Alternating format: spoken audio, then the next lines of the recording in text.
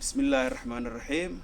الآن أنا في محل صومالي يبيع الليمون المجفف اللي النوعية الفاخرة في العالم، اللي هي الليمون الصومالي المجفف نوعية الفاخرة الجامبو الملكي هذا.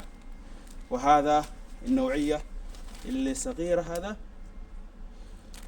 شوية، وهذا نوعية كويس، وهذا نوعية الأسود.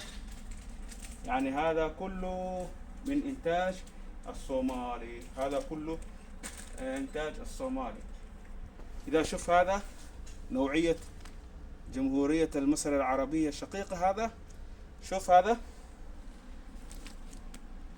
وشوف هذا مصري وهذا صومالي. يعني هذا النوع الفاخر الممتاز ممتاز جدا.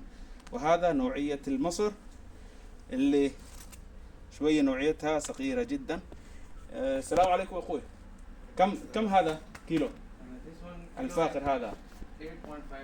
8.5 درهم هذا 8.5 درهم بير كي جي. بس إذا يشتري هذا بالجملة السعر مختلف تماما.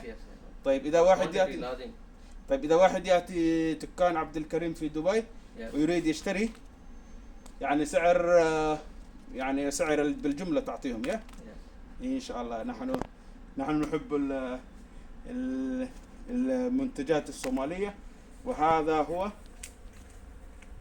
هو المكتوب ليمون صومالي ناشف، صوماليان دراي ليمون.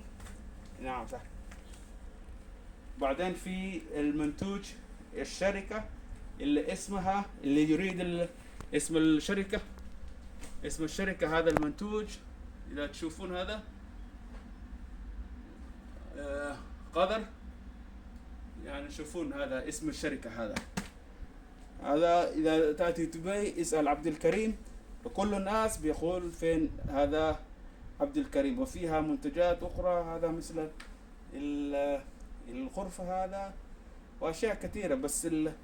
بس المنتج الأول هذا هو الصومالي الفاخر الجمبو الحبة الكبيرة، نوعية أحسن نوعية في العالم. هذا ما شاء الله تبارك الله، الله يبارك في هذا المحل والمحلات الأخرى. والسلام عليكم ورحمة الله وبركاته.